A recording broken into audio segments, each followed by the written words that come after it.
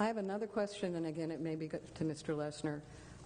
In the packets, and actually on sheet 2, there's a letter dated 2005 from the Department of Natural Resources that says, and I'm not going to read the whole thing, it says the Department's Wildlife Heritage Services has no records for federal or state rare, threatened, or endangered plants or animals within the general area of the subject property.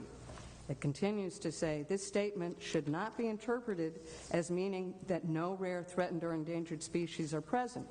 If appropriate habitat is available, certain species would be present without documentation because adequate surveys have not been conducted. So my question is, have adequate surveys been conducted in the last 10 years since this letter was written? That letter is a blanket format from the Department of Natural Resources to state that they currently don't have documented records of species, but it does not imply a requirement to a project to conduct assessments. There is an inherent requirement that if the applicant were to begin construction and encounter a certain species, that they would have to basically stop work and coordinate with the Department of Natural Resources to protect the habitat. But that letter does not imply any further requirement on behalf of the Department of Natural Resources. So when we require an environmental review under forest conservation law, the letter from the Department of Natural Resources that says we have no records is basically saying at this time we have no record and we have no requirement.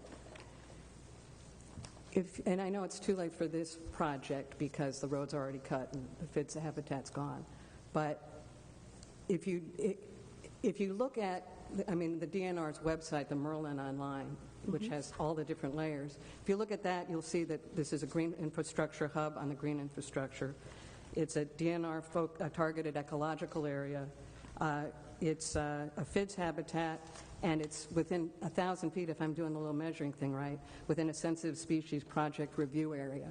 So I guess my question is there any way that the county can trigger a request to do a survey? I mean, if you don't look for it, you're not going to find it. And is that something we should consider? Under the current codes that we have, I'm not aware of any ability that we have to compel a survey. Okay. With that type of comment from the Department of Natural Resources. Is that something we could do? Well, what about the forest conservation?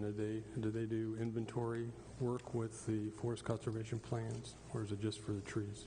Well, the forest conservation plan was the trigger to require the Department of Natural Resources review. That's a part of their components of requirement to prepare the plan, the environmental review. And so that is incorporated into how we,